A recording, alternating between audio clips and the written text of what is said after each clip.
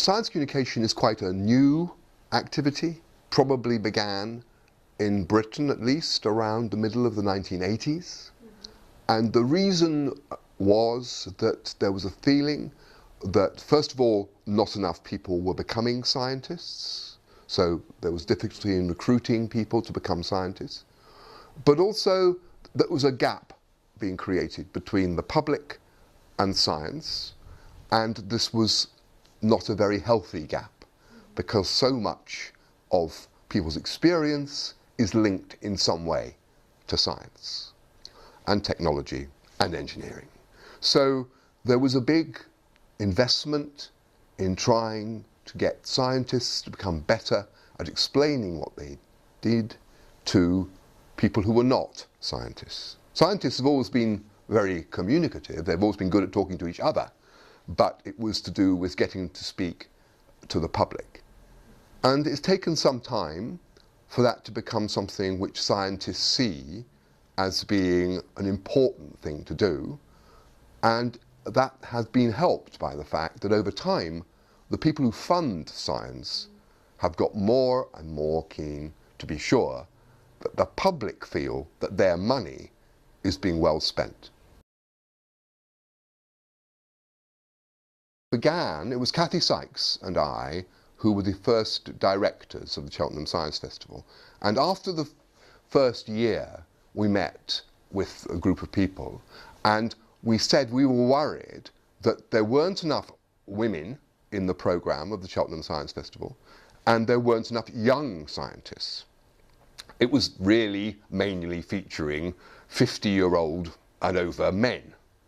And we felt that was not a good way of presenting science to the public. They needed to be able to identify more with the people who were presenting. And that's how we came up with the idea of why not have a competition which would produce a steady stream of young scientists. We weren't sure it would just be young at the time, actually. It's turned out it is really only young scientists who come forward to do FameLab. Older scientists are very rare, although they're not banned or anything, but they're very rare in coming forward.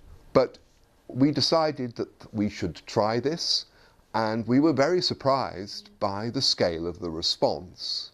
And then we were very surprised by the fact that the people who we selected and who won FameLab or came runners-up in FameLab, they very quickly became the stars of the Cheltenham Science Festival. I mean, for example, there's a guy called Matt Parker, who's a mathematician. I've been talking about him actually today to the FameLabbers, and he just explained a lot about barcodes to the audience in his FameLab final. He didn't actually win, he won the audience prize, but he's become the stand-up mathematician of Britain.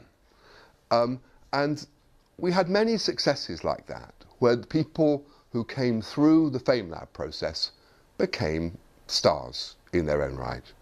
And we realized we were onto something.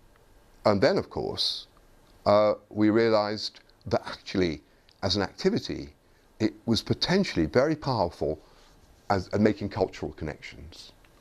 And that's where the British Council got involved, of course, and used their enormous and incredible network around the world to disseminate FameLab, which we didn't expect, but which has been even more exciting because of the international nature of science, that actually it is a global activity. It's very interesting when you think about cultural relations and the relations between nations.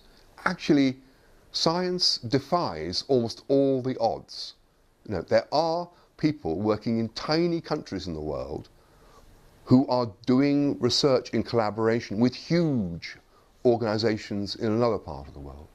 So it's not about scale, it's about your ideas, it's about what you can think up, what you can do. And that's what's become reflected in FameLab. All over the world, you've got these young scientists who are always incredibly pleased to meet each other. People who won FameLab or who have done well in FameLab have become the lead figures in many countries in science communication. They are the go-to people in science communication in those countries. And they're young. And in many countries, actually the average of the kind of high-profile scientists is old.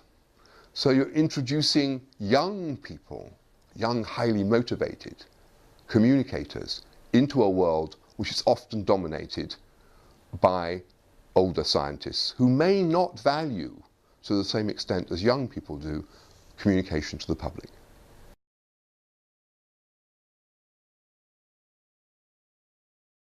One major thing which it's important to say to people, young scientists, is if you're going to take your work into the public domain, you have to think of a bridge between what you do and the experience of the public. I said earlier that science is all around them, but in specifics, the work that you do, how does it have an impact on people?